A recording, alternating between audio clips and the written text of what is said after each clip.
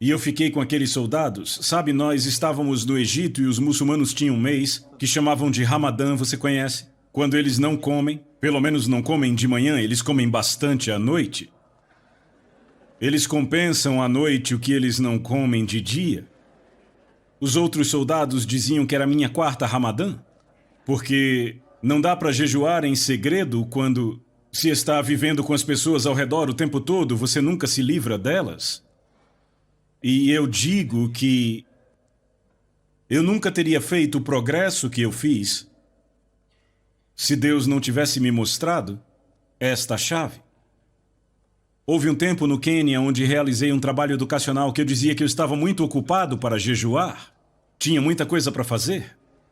Então, por algumas semanas eu não jejuei e o resultado foi desastroso. E daí eu decidi que eu nunca poderia estar ocupado demais para jejuar. Eu estou falando de algo que eu experimentei, vocês entendem?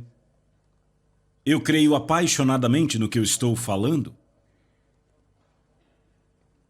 Vamos falar de jejum coletivo no Novo Testamento?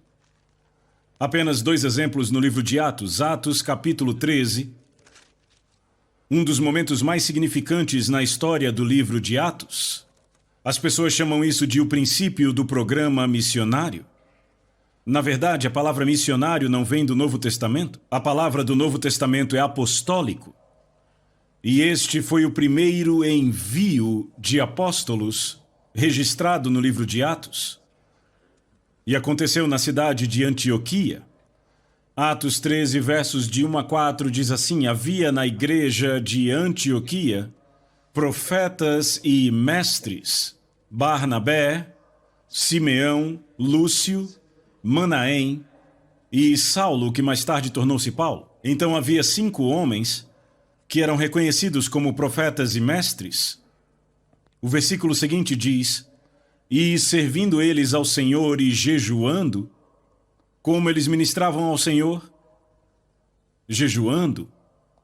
Apenas deixando de lado qualquer outra atividade, ficando na presença de Deus, esperando que Ele falasse. A Nova Versão Internacional diz: enquanto adoravam ao Senhor e jejuavam. Este é um dos pontos mais cruciais na história da igreja. Como isto aconteceu? Será que eles sentaram para pensar num plano? Ou trabalharam num sistema? Não. Eles deixaram de lado todos os seus esforços e esperaram Deus falar. E a forma como se consagraram foi deixando de lado a comida. Quem sabe por quanto tempo, talvez 1 dia, 2 dias, eu não acredito que foi tão longo. Mas eles simplesmente tiraram um tempo desligados de qualquer ocupação e distração, a fim de ouvir de Deus. E Deus falou. Diz: e servindo eles ao Senhor e jejuando, disse o Espírito Santo: separai-me agora Barnabé e Saulo para a obra que os tenho chamado. Então ouviram de Deus a estratégia dele. Sabe qual o maior problema da igreja de hoje? É que raramente a igreja segue a estratégia de Deus. Raramente.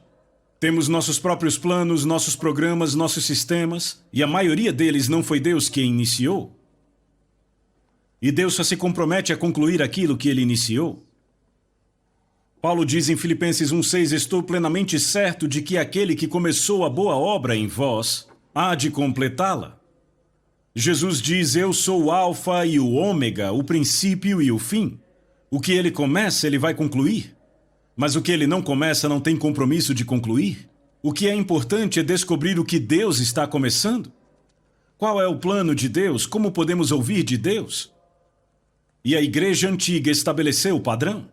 Eles tiraram um tempo de tudo, incluindo de comer, e disseram: temos que ouvir de Deus.